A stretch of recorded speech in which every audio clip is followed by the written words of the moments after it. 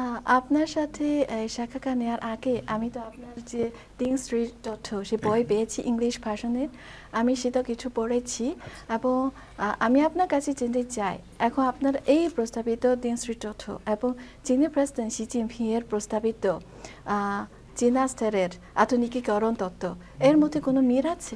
অনেক সামঞ্জস্য আছে, বিষয়গুলো তো একই, বিভিন্নভাবে বলা হচ্ছে, কিন্তু একই ধরনের একই লক্ষ্যে আমরা পৌঁছানোর চেষ্টা করছি। অর্থাৎ এটা নতুন পৃথিবী সৃষ্টি করতে হবে। এই পুরনো পৃথিবী যতই আমরা এটাকে টেনে ছিঁড়ে এগিয়ে নিয়ে যেতে চাই, আমাদের পরিশ্রমটা সার্থক হচ্ছে না।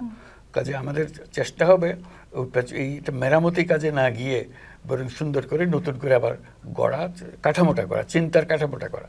এটি ছিল ৩০০-এর মূল কথাটা।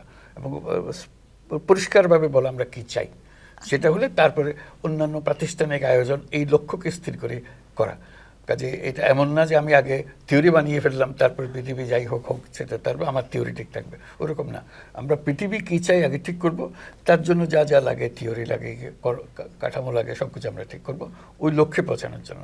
সেটাই হলো মূল বিষয়। কাজে ৩০০-এর বিষয়টা হলো যে এই হলো আমাদের লক্ষ্যবস্তু, এবং যত কিছু পাল্টাতে হবে, যতগুলো সৃষ্টি করতে হবে, এই লক্ষ্যে আমাদেরকে সৃষ্টি করতে হবে।